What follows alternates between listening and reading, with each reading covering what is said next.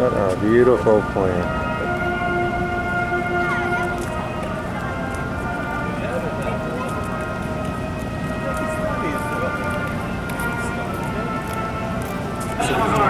Officially underway, and a great big thank you to the British Parachute Regiment, the Red Devils, proudly presented the colors today. Starting our air show off with beautiful precision landings right in front of you, you're going to get a chance to see all 10 members of the Red Devils as they put on their fast parachute demonstration later on in the air show today. Precision parachuting by the Red Devils. Thank you for getting our air show off to its official start. Ladies and gentlemen, boys and girls, my name is Larry Rudd, and it's continuing with your going to see Mike Williams, who we told you about before, local boy and U.S. aerobatic champion. Flying for you, you're going to see the United States Navy Blue Angel. Another version of the Rhode Island National Guard area. Is that his name is V-E-N-D-I-T-T-I. I always think it's Diddy. It's not D-E-T-T-I, it's D-I-T-T-I. I always say that. Look at that, they work on number one. Francis. Well, they had the 100 out yesterday. They're working on number one. And Rick Martin was second place, right? And then they never showed all down there the front cars. Now number 46 was way in the back, right? His name is Chase.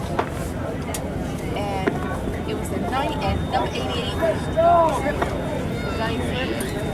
He started on Trip.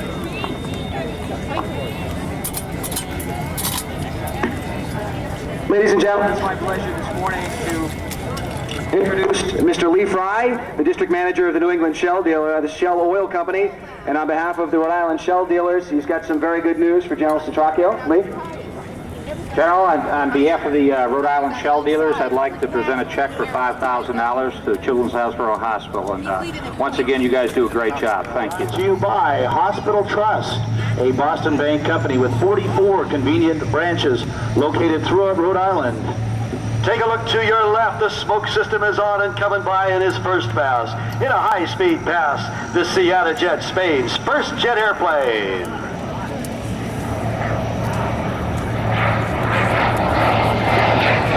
This aircraft became operational back in 1962. As Dave Dulabad rolls the big jet over on its side, performing a victory roll at Show Center. This aircraft designed by Willy Messerschmitt, best known for his role in designing many German fighter aircraft, including the Me-262, the world's first operational jet fighter. The Jet, also known by the name of Casa Jet, is a two-seat twin-engine advanced jet trainer and ground attack aircraft. It was built with machine gun ports in the nose and hard points under the wings for rockets. Look at this beautiful pass as Dave Dulabad turns the aircraft quickly around and brings it back in front of us from right to left.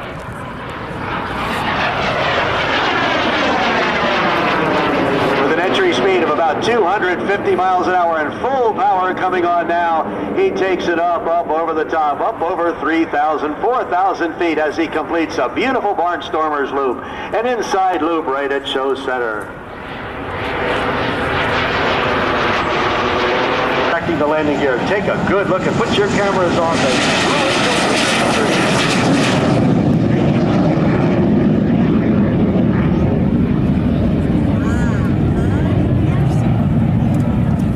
from Orlando, Florida, as he comes by in a beautiful photo pass.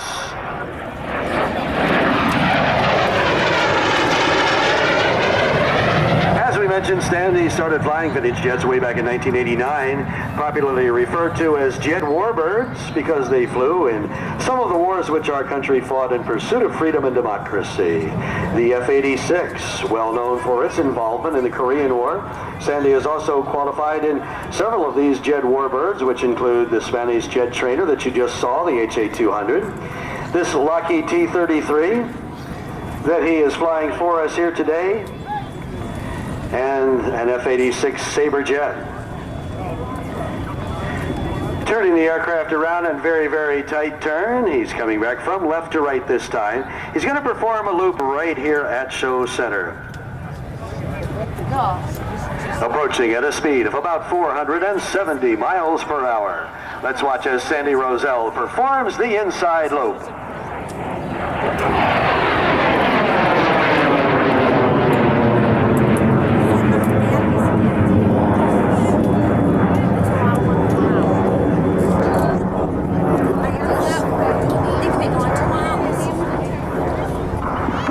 Back on the stick, his weight and the weight of the aircraft increasing 4 times as he pulls 4 positive G's coming out the bottom of the inside loop. Sandy Roselle will use 1/2 of that Cuban 8, the figure 8 lying on its side, to turn the Blue Angel T-33 around and bring it back in front of us once again.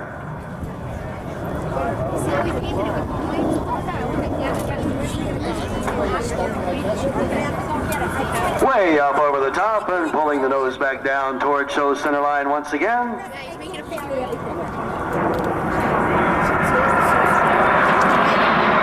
The beautiful Blue Angel T-33. Sandy's aeronautical experience includes over 25 years of flying with over 10,000 flight hours. His pilot ratings as an airline transport pilot include fixed wing as well as rotorcraft ratings, plus he's also qualified as a flight instructor. Beautiful reversal now, 60-degree pull-up and a 270-degree reversing turn to quickly bring the Navy Blue Angel T-33 back in front of us once again. Down the Show Center line, maintaining exact alignment, speed over 450 miles an hour.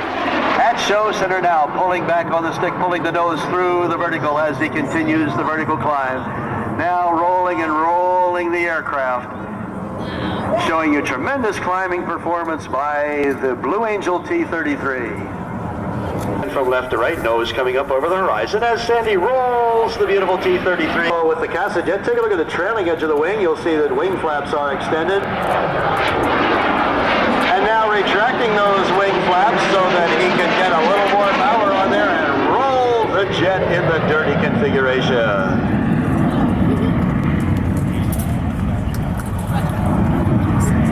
In case you didn't have a new battery in your video camera or you didn't have a spare roll of film, we're going to give you another knife edge photo pass so that you'll get a good picture of the Blue Angel T-33.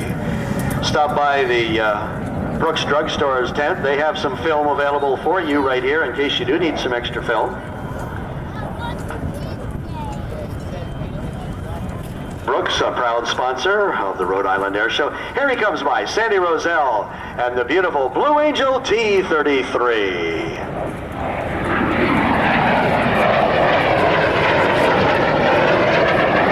Thank you, Dan.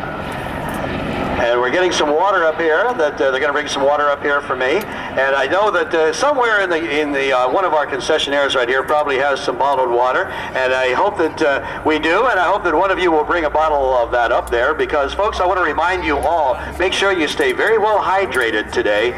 With this hot sun, you're going to dry out fast, and especially lots of water and lots of fluids and lots of liquids for the kids especially. So make sure you stay well hydrated. Get lots of sun protection onto your skin. Sunburn automobiles down there. There is an Aurora down there. But make sure you go over and talk to Al Cerrone and say, Al, show me the Intrigue. The Intrigue, the newest automobile introduced by Oldsmobile. I'm driving one. It is an incredible machine. 3,800cc V6. It's fast. It's beautiful. It looks like an Aurora. But for price less, it's $24,000. It is a beautiful automobile. 12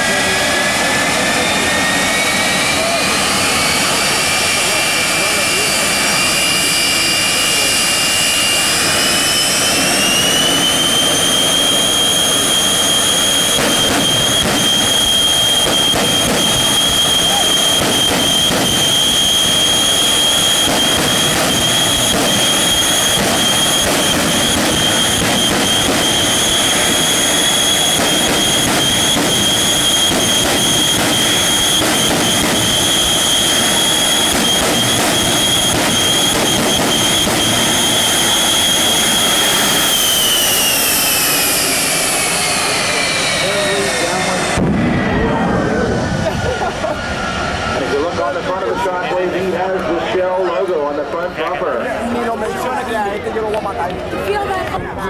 Thank you, Dan. Now we're watching as Les Shockley has the Shockwave on the runway. Here he goes, full power coming on.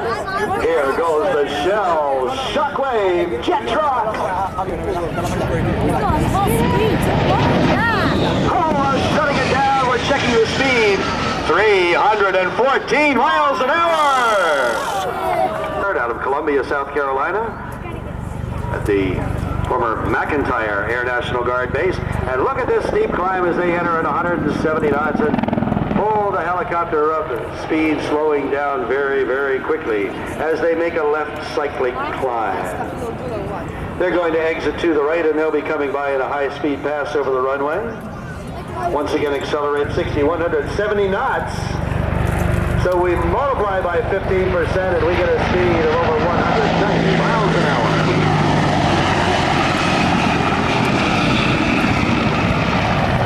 The AH-64 attack helicopter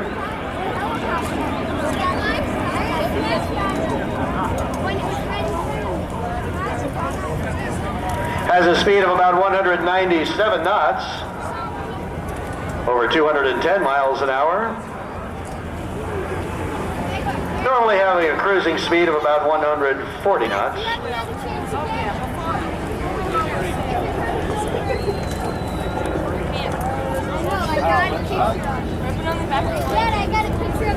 Now as they come by for their next pass, from left to right.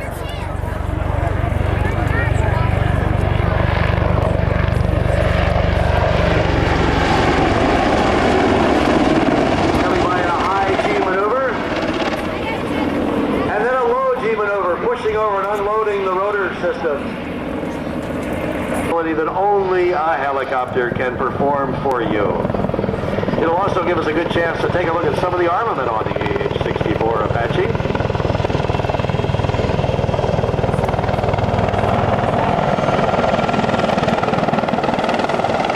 It has a 30mm cannon, capable of firing over 650 rounds per minute. We're watching the aircraft maintain altitude and yet move laterally. Flying to the left.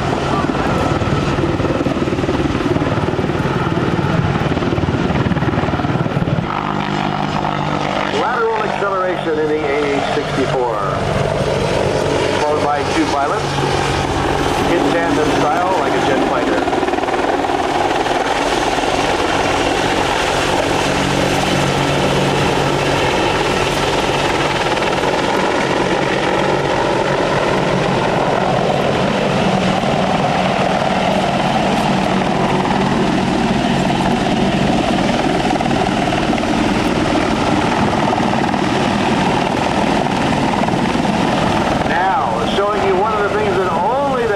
Could do under these types of conditions, and I'll modify that in a second, flying the aircraft backwards. Why do I say that? Great. Awful.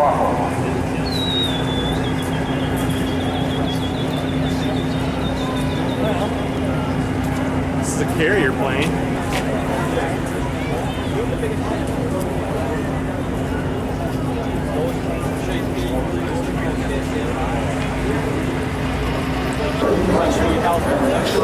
Actually, those are going 20. Wait, 20 and 30.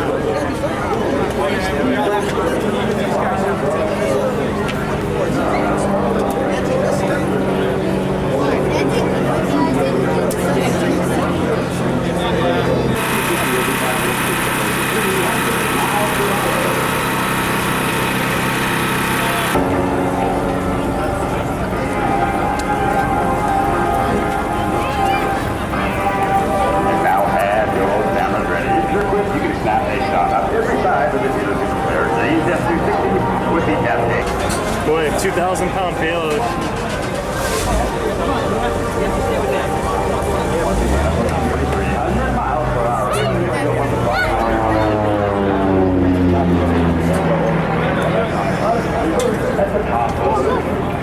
Up there.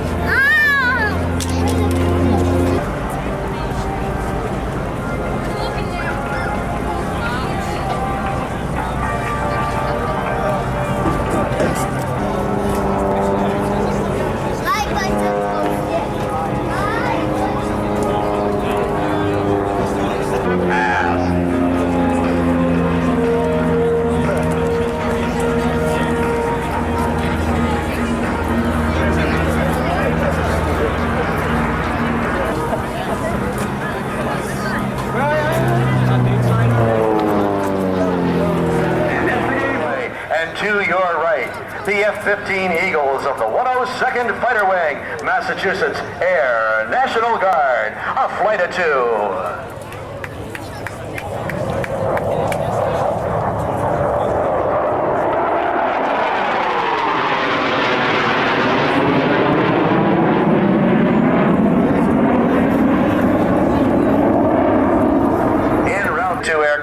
Let's watch and see as they continue on around. They'll be making right-hand turns and bring the aircraft back a little closer to us as they come by. The area of responsibility of the 102nd Fighter Wing includes over 500,000 square miles, protecting 90 million people and the major industrial centers of Boston, New York, Philadelphia, Detroit, and all national command centers in Washington, D.C.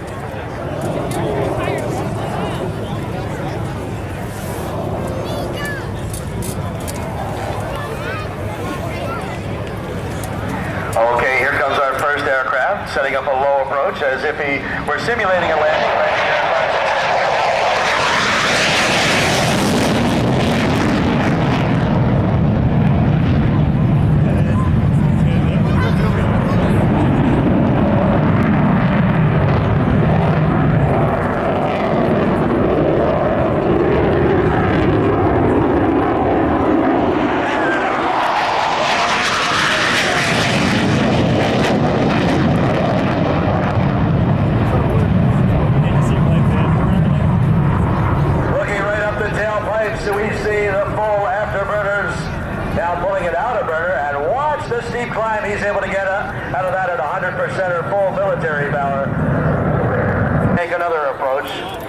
Simulating a landing, gear and flaps extended, but we'll watch those retracted just above the runway as they accelerate.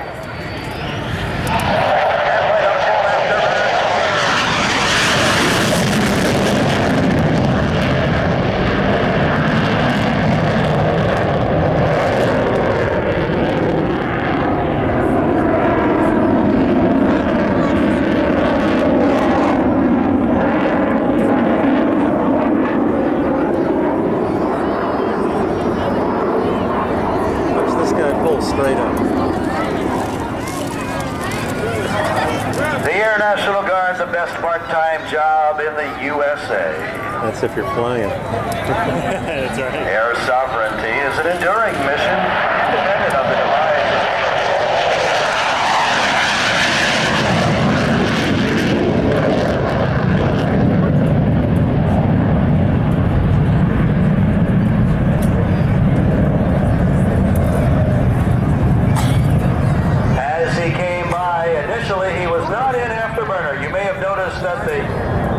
What we call the eyelids, the end of the tailpipes, are actually closed down and smaller than they are when he lights the afterburners.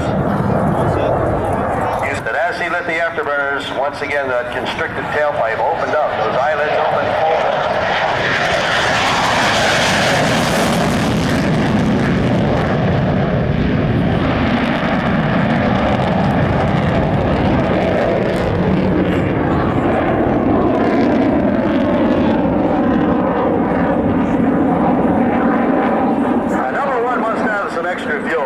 He comes by and when the afterburners are not lit, as a way of not only maintaining the amount of thrust that comes through that restriction, but also maintaining the temperatures in the tailpipe itself.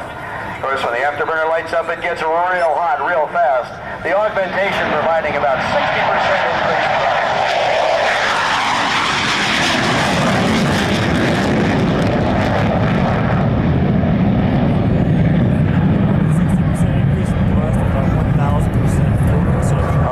Accelerating now over 450 miles an hour. Pulling up sharply and maintaining the traffic pattern, this racetrack pattern around the airport.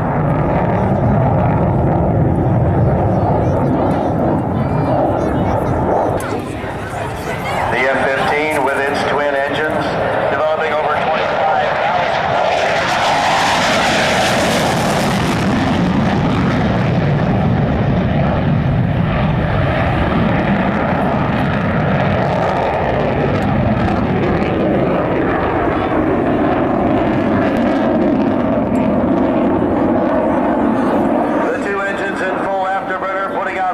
thrust than the aircraft actually weighs.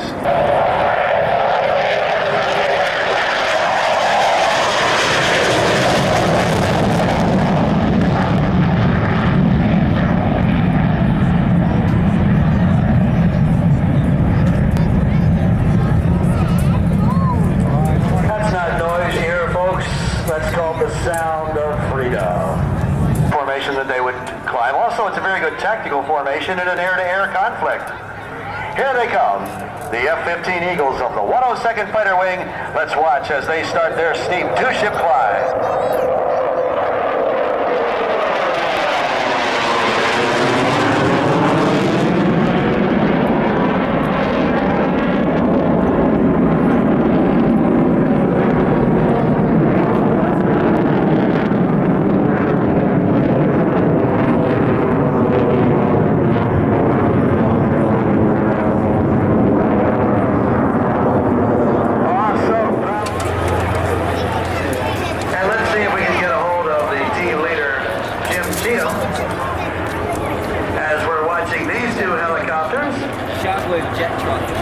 I saw it there. Twisting and dancing in the skies, kind of cutting up already. These Cool Cut showcopters, sponsored by Cool Cut, available at Stop and Shop.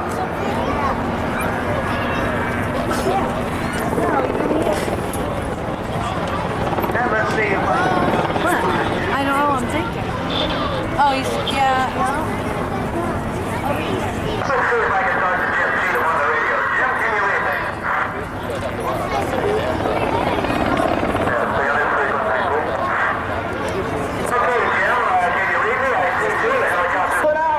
The entire squadron of the Oryx XL, the world's only flight demonstration team of one. It may have appeared that the entire squadron looked as one aircraft, which in fact it is. I want you to know that Captain Oryx is up there flying without a net. Annette wasn't able to get a ride in the airplane today. She had to stay home and babysit the kid. So Captain Oryx up there flying solo. And today's performance will be made even more difficult because he is blindfolded. Now, as you watch these maneuvers, you may think that they are precision aerobatic maneuvers. Don't be fooled. They're nothing more than cheap air show stunts. This will be a smoking flight, and please make sure that your seat backs and tray tables are in the full and upright position. Captain Oryx is a veteran pilot with over 5 flights under his belt. He does not know the meaning of fear. As a matter of fact, he speaks no English at all. Some of these maneuvers, well, if you can imagine about 5 of your friends standing on top of your shoulders, that's the kind of force that Jim is experiencing as he tumbles that airplane in the Lumshavak, the airplane spinning and cartwheeling wildly in a procession of gyroscopic maneuvers. We're just going to watch him perform a beautiful ballet in the blue for a few minutes as he sets up for the double inverted limbo ribbon cut.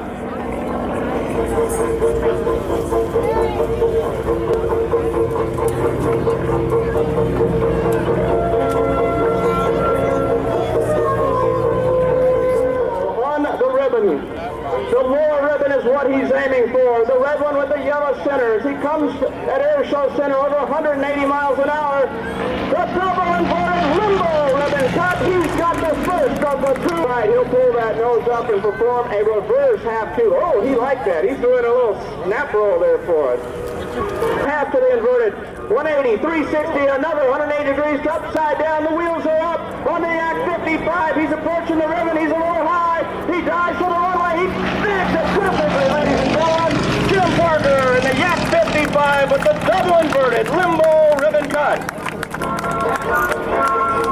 Jim's flying for our sponsor, the Oryx Corporation, manufacturer of America's finest 8-pound hotel vac you can have in your own home. We've got our local folks representing the Oryx Corporation, Patrick and Maria Burke. The local Oryx store is over at 111 Phillips in Warwick.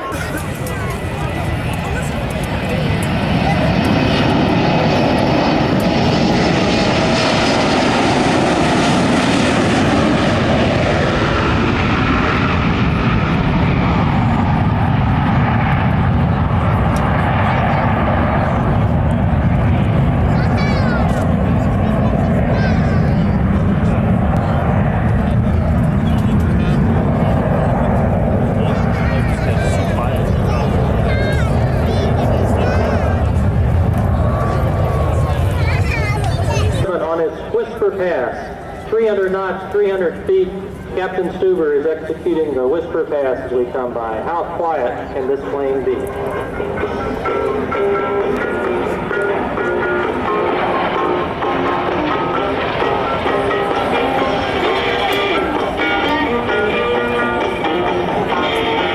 Is that quiet or what? FedEx is a longtime supporter of our nation's aircraft noise policy. In fact, FedEx was one of the first companies to commit to achieving the quietest regulatory standard with an all Stage 3 aircraft fleet by the year 2000. In Southern California, that it is unsafe to land. Ladies and gentlemen, the FedEx Boeing 727.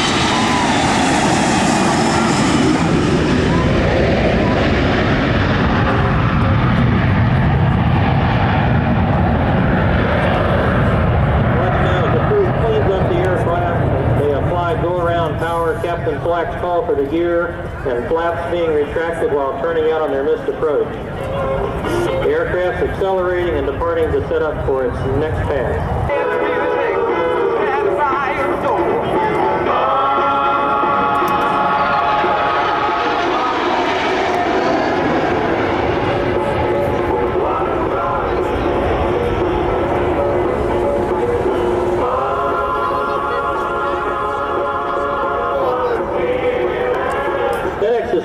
To be a part of the 1997 Rhode Island Air National Guard Air Show, and we hope you have enjoyed the flight demonstration of one of FedEx's. As you watch this incredible display, focus your attention on the razor-like precision and the incredible aggressiveness that has become so synonymous with the name Gullion. Roger, Mike, 15 seconds. So now, fasten your seatbelts. And hold on tight, because the Mike Gullion Air Show's theme is about to turn your world upside down.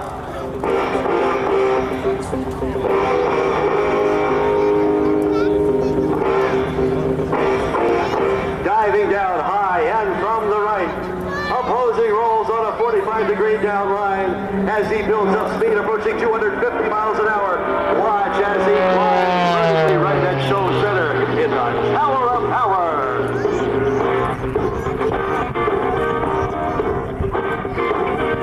Snap rolling that aircraft up, tumbling off the top and holding it at knife-edge spin as he spins on down, holding it on its side.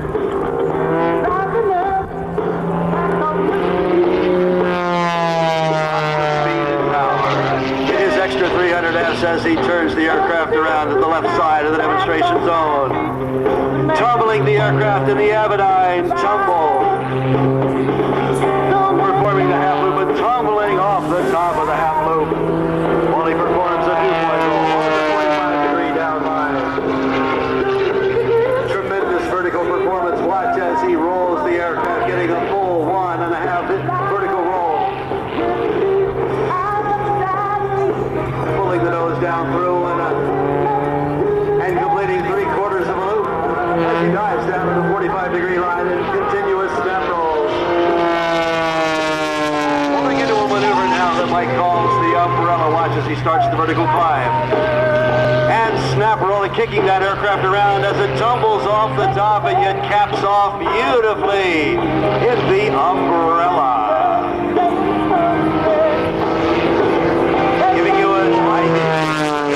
Capabilities of the extra 300. 30 rolls, 3/4 rolls to the left, and numerous rolls back to the right, stopping at various points, showing you the crisp capabilities and rolling capabilities that make the extra 300S a world-class aerobatic aircraft.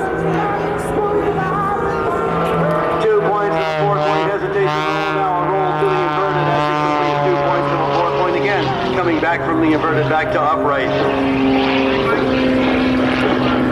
Okay, let's go live to the cockpit and let's talk to Mike Gullion. Good afternoon. We see a drag race that'll reach speeds over 300 miles an hour. Let's take a look at Les Shockley as he comes by.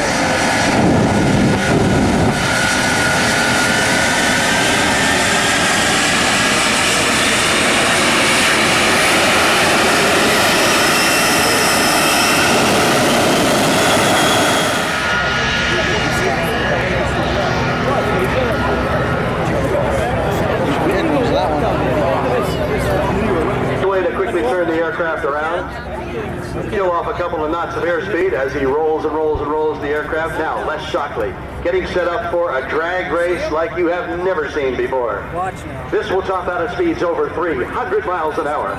Here comes Mike. He's coming up right behind him. Full power coming on. The race is on.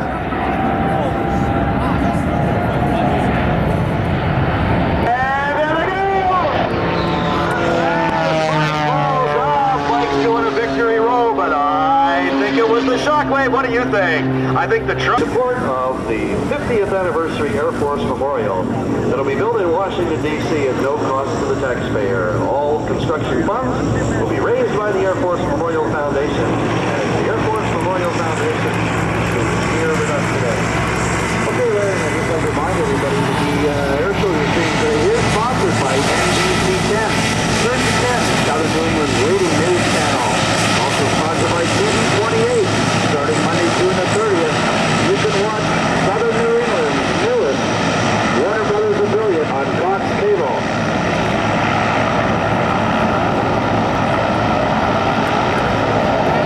Good jump. We also have more flying for you coming up. We have an incredible array of demonstrators who may be the lucky winner to go for a ride with the Northern Lights after the air show today. Let's watch as all four 4,500 horsepower Allison turboprop engines propel the C-130 down the runway.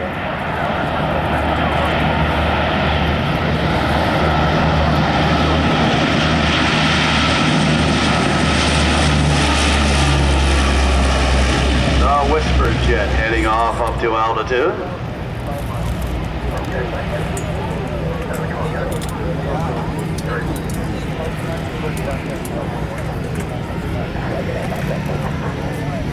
Hey Larry, I was talking earlier about Constance in the air show. We would really like to thank the Hospital Trust, a Bank Boston company. Not only are they sponsors of this air show and every air show here as far back as I can remember, they're also sponsors for Coats for Kids, the Rhode Island Coastal Cleanup, and the Ocean State Senior Olympics. Hospital Trust, truly a community bank. Well, child, and you seem to have lost mom and dad.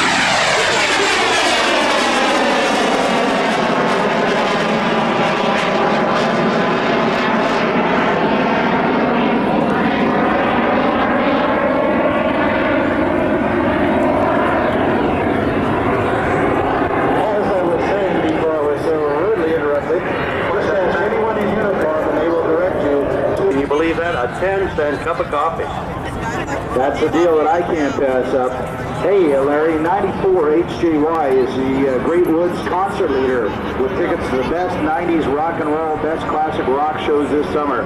Listen to 94 HJY to win tickets to The Who, Lollapalooza, Jimmy Buffett, Counting Crows, The Wallflowers, and the local boys Aerosmith.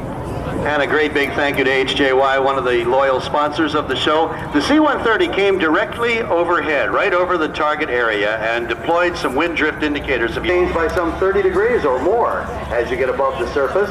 And the velocity of the wind, the strength of the wind, is actually going to be probably stronger as you get high. 400 knots. That's about 450 miles an hour. This time, watch at Show Center as he rolls the CT-114 into a tight 360-degree level turn. Making very tiny corrections with the rudder as he carefully maintains altitude, pulling about 5 times his own weight in the wind of the aircraft as he comes by in a high G, 360-degree turn. Captain Hebert, enrolled in June 1984, received a bachelor's degree from the St. John Royal Military College. In July 1991, Captain Hebert successfully completed pilot training and went to Cold Lake, Alberta to undertake the fighter pilot basic course. Upon completion, he was posted to the 433 Tactical Fighter Squadron in Bagotville. Watch as he comes by now, rolling the aircraft into knife-edge flight. Put your cameras on and get a picture of Captain Stefan Hebert in the CT-114.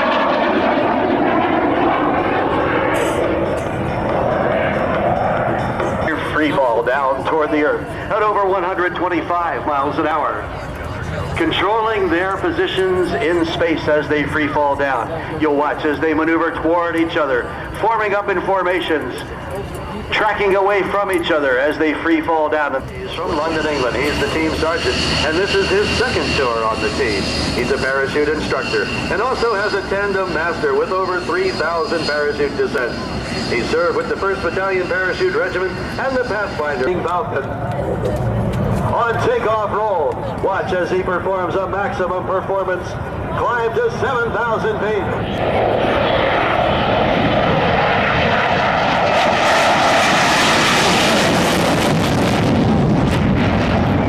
Quickly to over 400 miles an hour. Watch carefully as he pulls back on the stick and starts his vertical climb to 7,000 feet.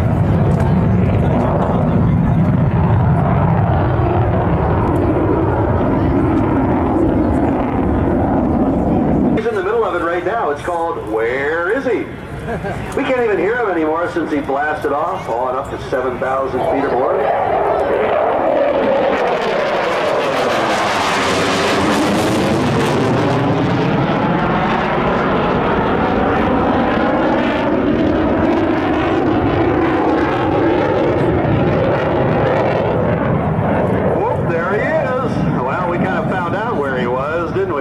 Sneaked up behind us. So this is the Vermont Air National Guard F-16C with its powerful Pratt & Whitney F-100 220 engine. The F-16 Fighting Falcon.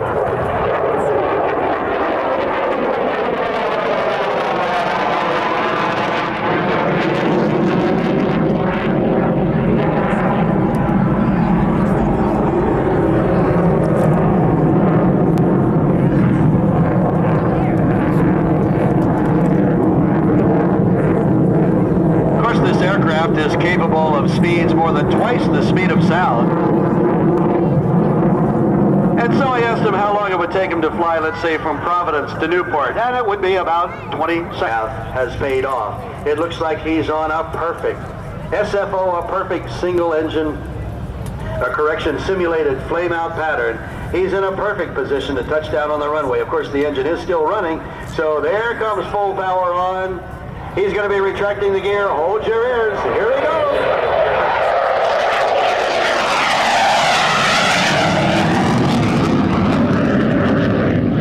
Now you notice as he came by, once again we're talking about the tailpipe of the aircraft. You notice that it had a kind of a pinched in, streamlined look to it? That's because he wasn't using afterburner. The eyelids were closed down into that 100% comes along. How does a wing create lift? Well, actually, it's the wind going over the top of the curvature, the slight curvature of the wing that causes that. It creates a low pressure area at the top of the wing, and that's what kind of pulls that wing up, and that creates lift.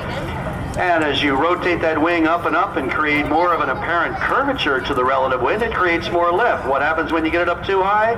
All the lift stops. The wing stalls. So he has to be very, very careful as he slows the aircraft down to maintain full controllability and just enough lift to keep it in this high angle of attack position.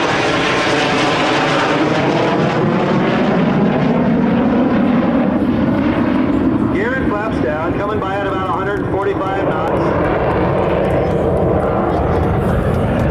About 165 miles an hour as he comes by.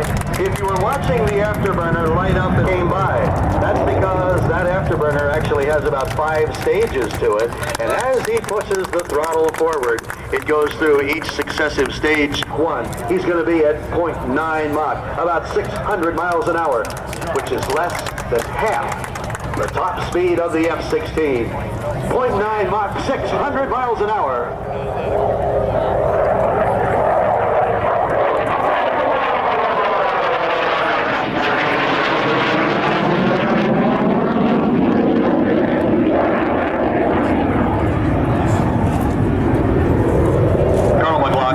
Set up for a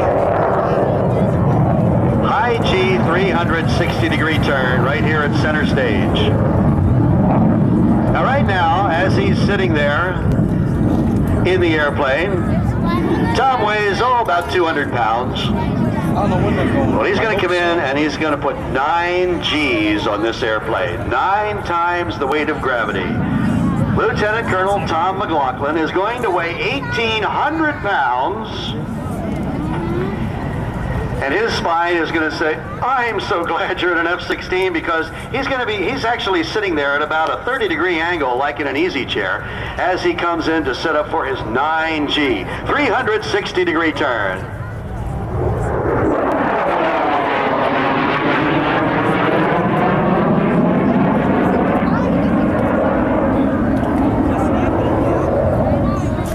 I don't think so. High G turn at this time.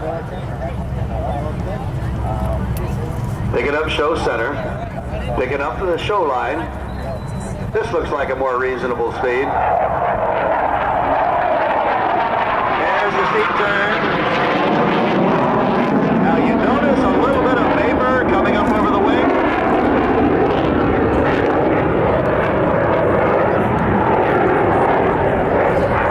Oh, that feels good.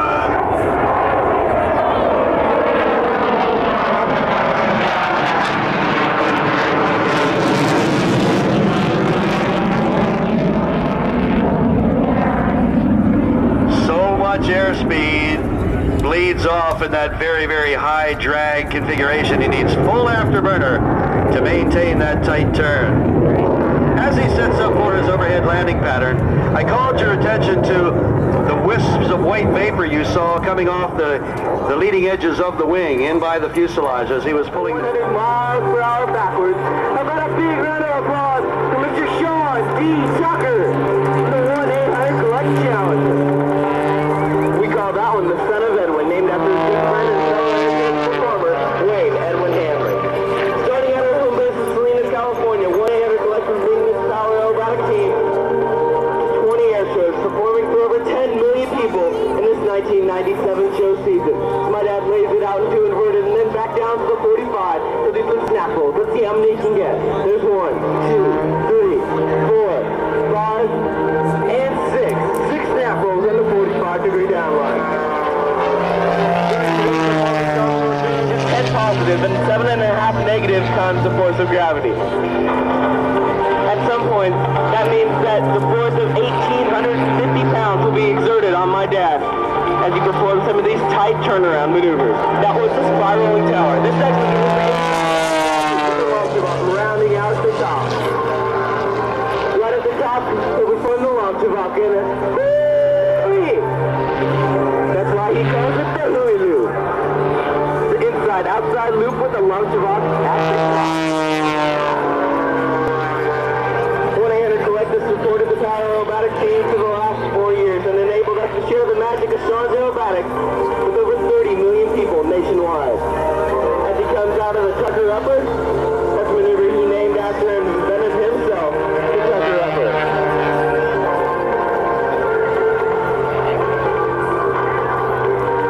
Pennsylvania, where I hail from. As they're taking off toward each other, 5 aircraft, 1 facing 4. Watch the northern lights. Passing right at show center, just a few feet apart and climbing vertically. Is in their diamond formation for takeoff.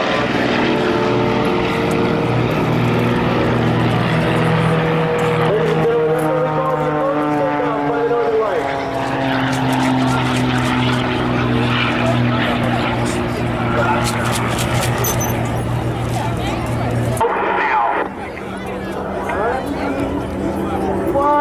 Look to your left, ladies and gentlemen. The Northern Lights aerobatic team.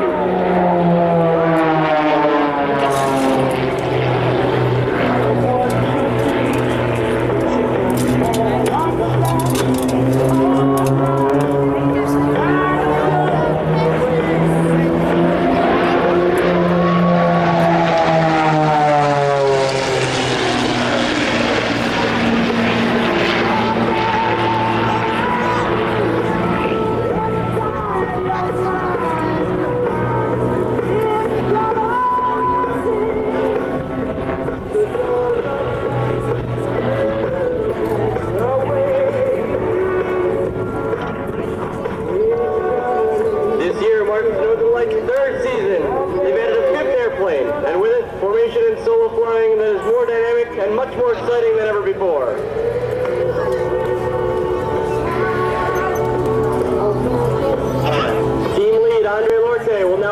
team back to show center for the thrilling simultaneous roll.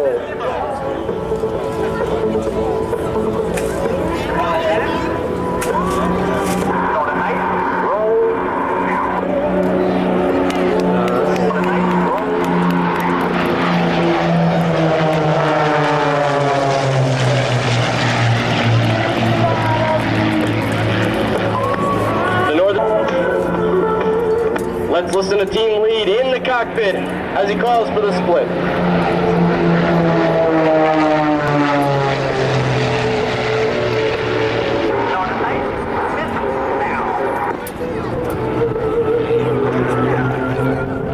How about that, ladies and gentlemen? The great success of this team is attributed in part to the background of the team pilots. Three on the right fly directly at each other and roll to miss by only a boot beat.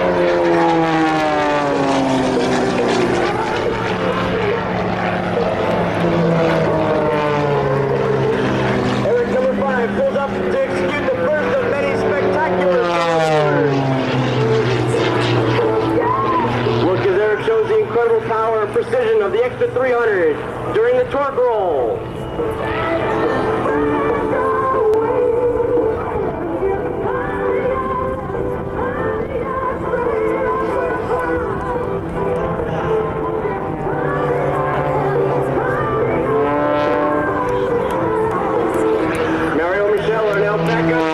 To perform the opposing co-loop. They will appear to pass through each other 3 times.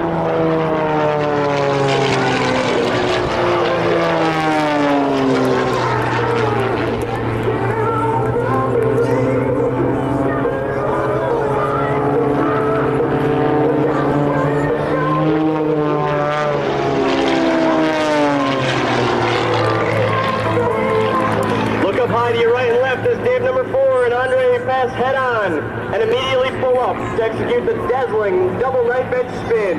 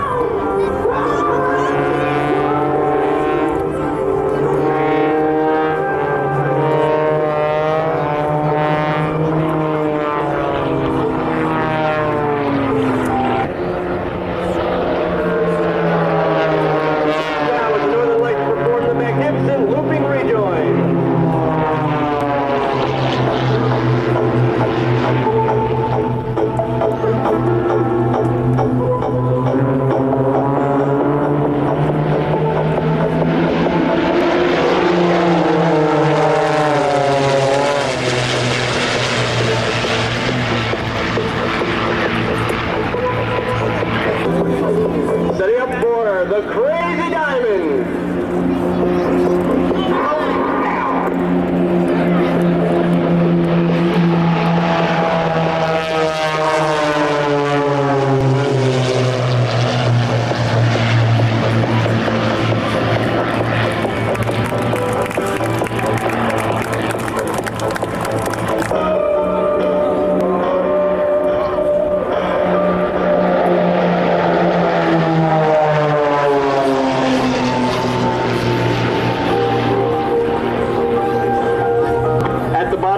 Watch the team change formation to a pentagon in preparation for the final split.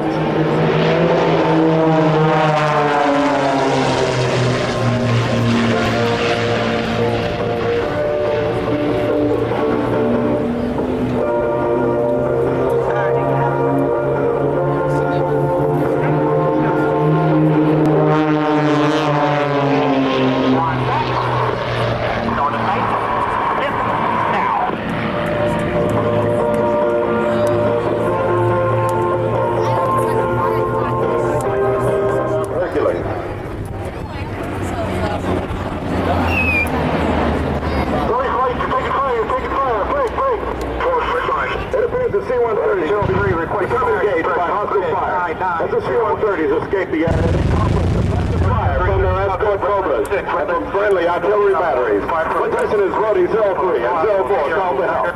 86. We got T-72s, BMPs in the opening. First field artillery. In a combat environment, a unit such as this one could be located as far back as 15 miles behind friendly troops or airlifted behind enemy lines to fire deep into the enemy's rear battle area. The M198 howitzer fires a 155mm round to a maximum range of 18.5 miles. The cannons behind you could easily hit targets in Providence, Newport, and Coral River.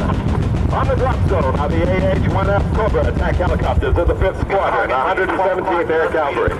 These aircraft are preparing to augment the artillery by firing their 2.75-inch folding fin aerial rocket. Two additional Cobras are currently at maximum stand-up range for a tow missile shot if needed. A diving Cobra can engage the enemy not only with their rockets, but also with a 20mm cannon capable of firing over 750 rounds per minute. The Cobras are also capable of reaching speeds in excess of 200 miles per hour. Please break it right. Scott 3's rolling on. With enemy positions under attack, further support is on the way. To the right, power to the landing zone and secure the runway for the main assault force. He's going to have two shows at 12. Understand, cruise number 12, we're bringing it.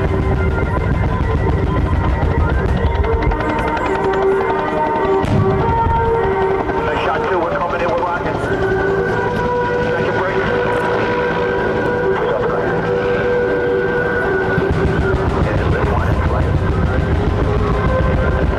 Understand, let's do it. One break.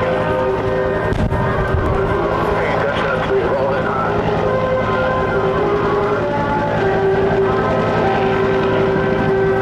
Three go to your 11 o'clock.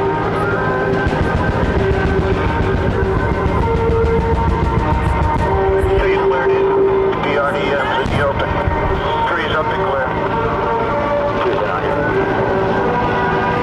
Once on the ground, the troops initially set up a defensive perimeter while the escort Cobra is positioned to protect the offloading personnel. It's the team that ensures the area is secure. Trees up and clear. Got the moving vehicle. The vehicle firing across the airfield. Got it with 20. Please up and to the right. 3 cover.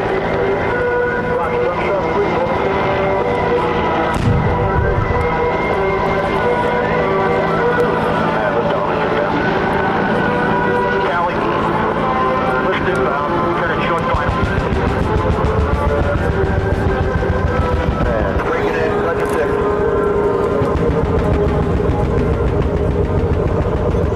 Looks like the fuel tank is out there. Throw some rockets down.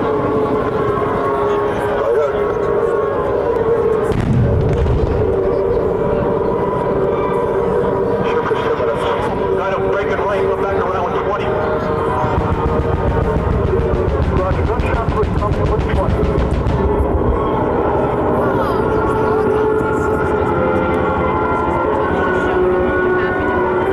Come on, bring it in now.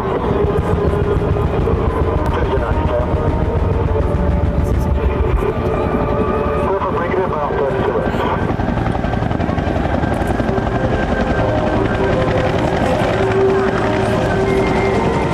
Now we go on hard 20.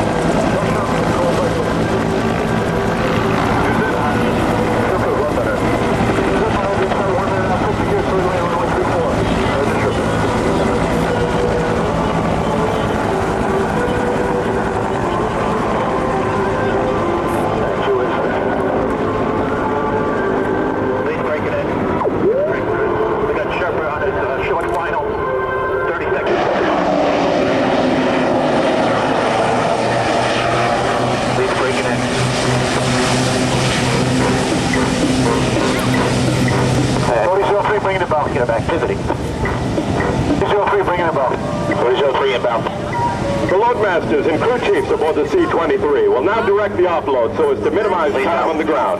Timing is critical. The hold on the runway is tenuous and the main assault force is inbound.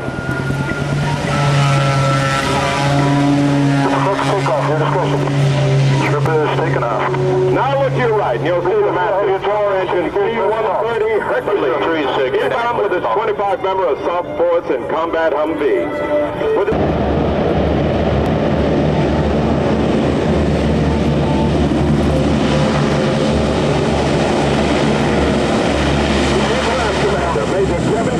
and the crew of Brody 03 have just demonstrated the tactical assault landing ability of the C-130. It is this capability which allows members of the 143rd Airlift Squadron to participate in military operations in Iraq, Somalia, and most recently on battle-damaged runways in Bosnia. The Roadmaster's Force Brody 03 will now direct the activity as they rapidly deplane the assault team and their vehicle in minimum time.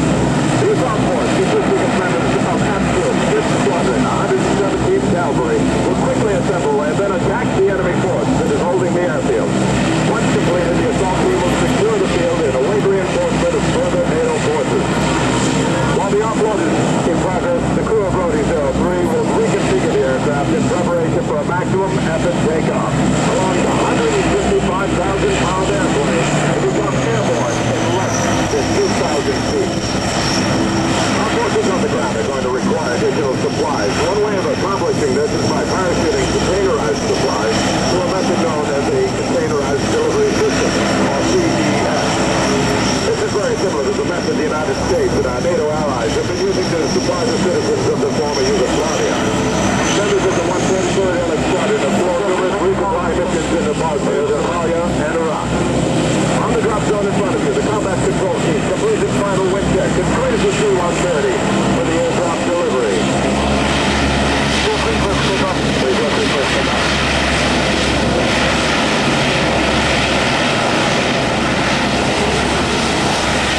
Now watch the precision timing required as Brody 03 takes off to the left. As Brody 04, the airdrop aircraft is inbound from the right. 1 minute.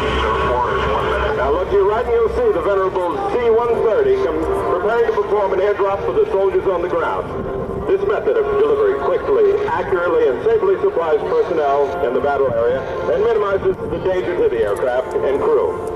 On board Brody 04, Captain Dan Geary, the navigator, is giving the pilot Major Rex Brewer final heading correction to meet time and target requirements. 1, 2, 3, 4 successful bundles delivered on time and on target. With the battle area secure, the next objective is the tactical recovery of all participating aircraft. As Brody 03 and 04 rejoin as a formation, the helicopter force for today's demonstration will perform a very tight formation flyby. I'd like to take the opportunity to present the members of the Rhode Island Army National Guard's 1st Battalion, 126th Aviation Light Utility Helicopter, flying the UH-1, presenting the crews of Lift 1, Lift Mission Commander CW2 Don Hartley, CW2 John Cody, Sergeant Chris Benson. On Lift 2, CW2 Papa Duffy, WO1 Mark Dubois, Sergeant Brad Fish. On Lift 3, CW2 Mark Hernandez, Captain Paul Peltier, Sergeant Gene Narciso. And on Lift 4, CW3 Mike Moran, CW4 John Lipsky, Sergeant Eric Jakes. And now the members of the Rhode Island Army National Guard 5th Squadron, 117th Air Cavalry, flying the AH-1F, presenting the crews of Gunshot 1, CW2 Gary Carter, Gun Mission Commander, 1st Lieutenant Andrew Chevalier, Gunshot 2, CW2 Steve Sherman, 1st Lieutenant Brian Hennessy, Gunshot 3, CW3 Frank Julio, 2.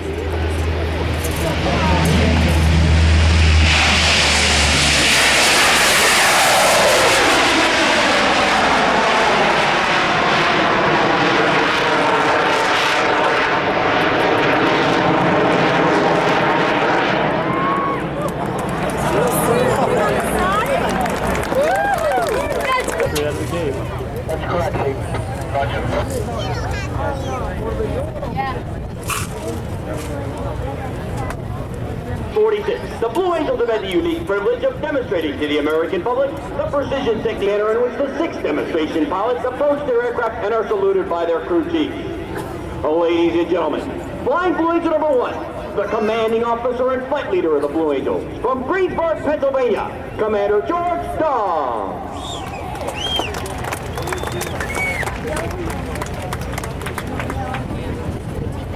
Flying Blue Angel number 2, the right wingman and our Marine Corps representative, from Springfield, Virginia, Major Pat Cook.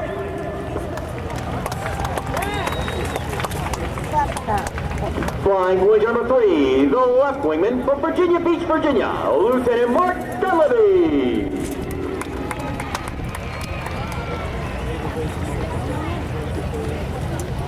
Flying Blue Angel number 4, the slot pilot from North Wales, Pennsylvania, Lieutenant Commander Scott Meyer.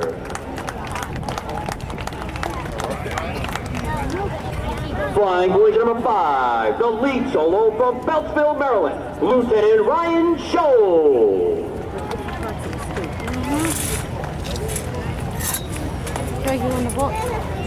Flying Blue Angel number 6, the opposing solo from Alexandria, Virginia, Lieutenant Scott Baird.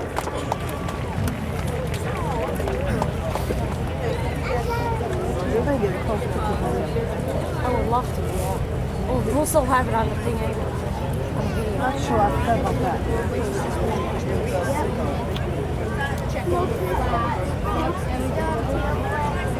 Five distance too. However, please note that each aircraft is carefully inspected by Blue Angel maintenance personnel prior to this afternoon's aerial demonstration. The Blue Angels fly the McDonnell Douglas FA-18 Hornet, a multi-mission strike fighter, versions of which have been operational throughout the fleet since 1983.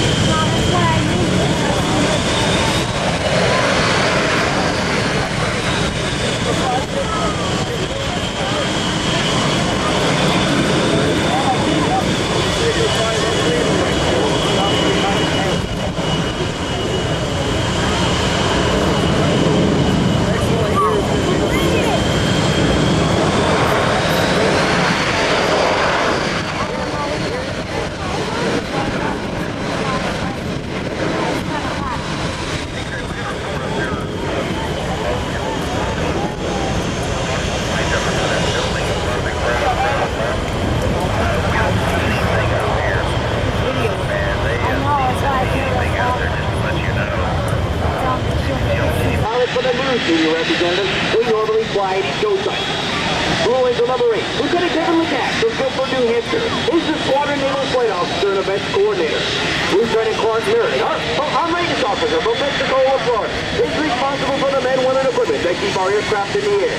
From Pensacola, Florida, the Blue Angel Flight Surgeon is Lieutenant Brian Buchanan. From Joliet, Illinois, our administrative officer is Lieutenant Commander Virginia Tizak. From St. Petersburg, Florida, our public affairs officer is Lieutenant Commander John Kirby. From Annandale, Virginia, our supply officer is Lieutenant Duke Hines. Our McDonald's are the technical representatives. Mr. Jerry Winhoff from Sumter, South Carolina. Mr. Dick Kuczynski from Wilmington, Delaware. And Mr. Bill Altram from Boise, Idaho. Our financial accounting technician is Ms. Alicia Petruska from the Republic of Panama. The 6 demonstration pilots are approaching the end of the runway to begin their takeoff sequence.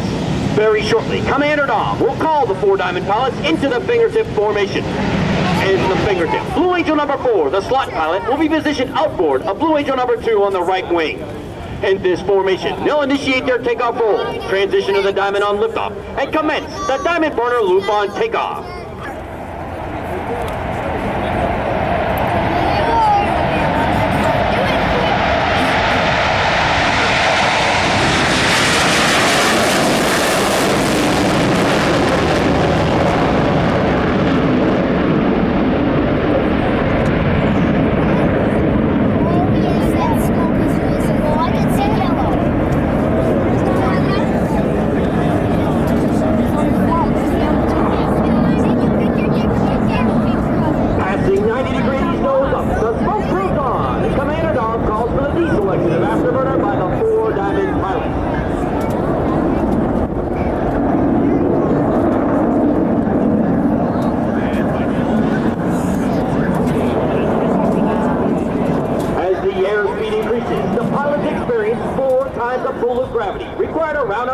Of this looping maneuver.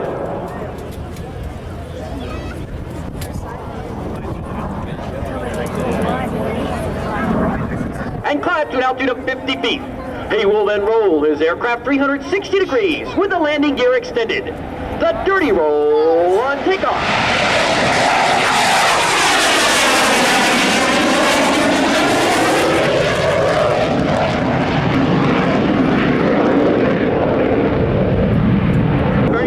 Slow transition as he accelerates his aircraft at 300 miles per hour.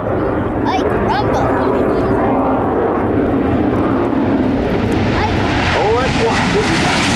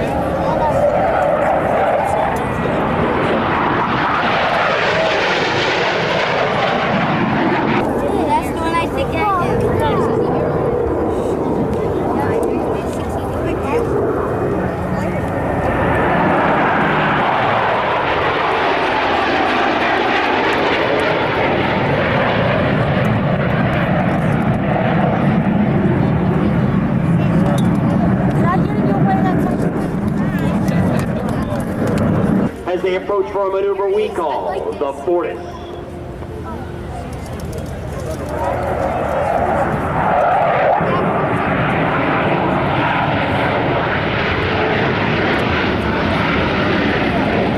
Less than 250 miles per hour, the Diamond Dirty Loop.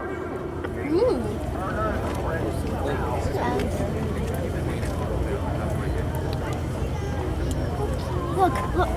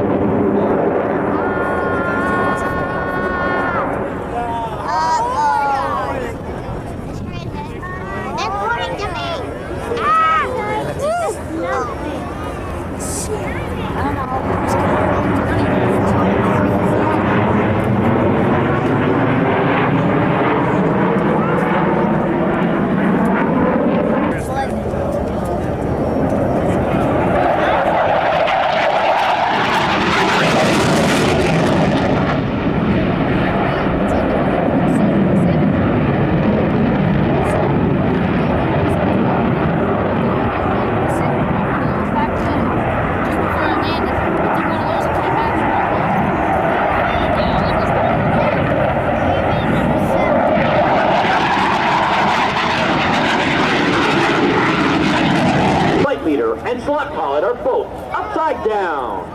From the right, the Blue Angel double purple. I like when they do the smoke. The smoke.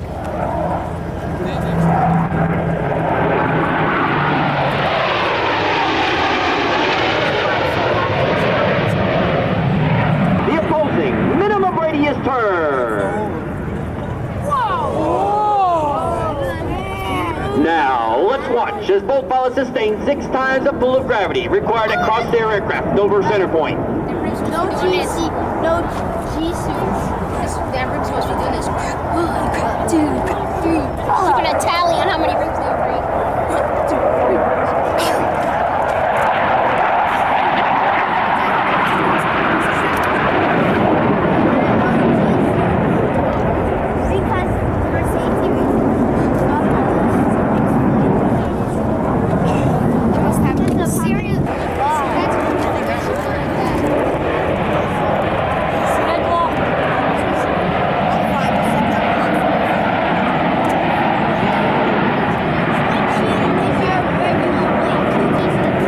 Cross. What's going to happen right in front of you?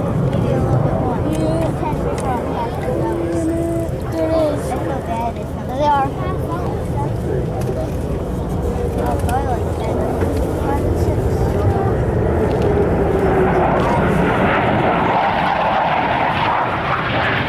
Experience 4 times a roll rate generated by Commander Dom's aircraft. Ladies and gentlemen, the Blue Angel left echelon roll. They're way back there. What's that? I'm not blind. Now.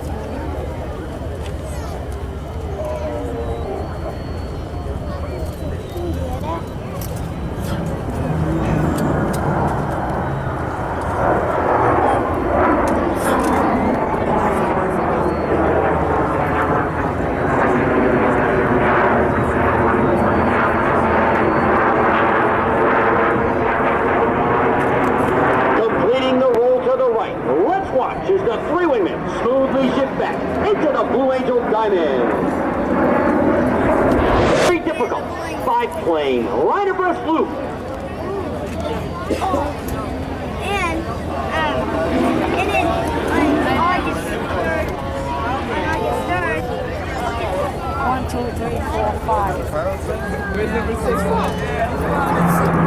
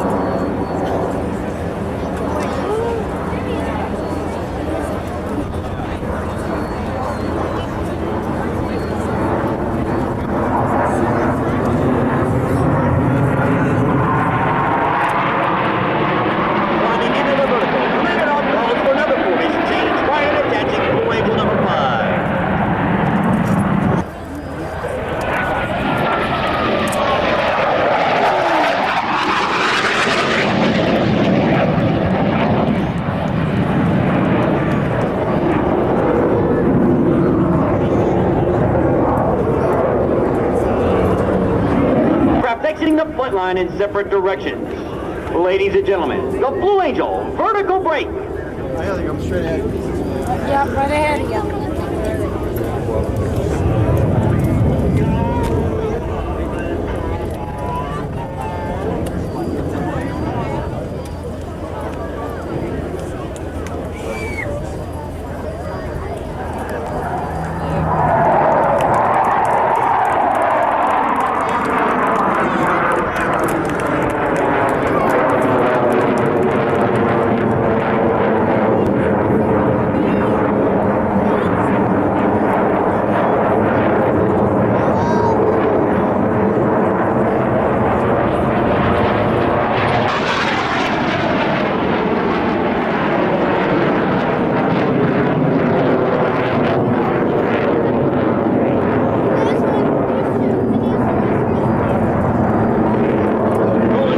They officially acquired each other and are converging to crossover center point with minimum separation.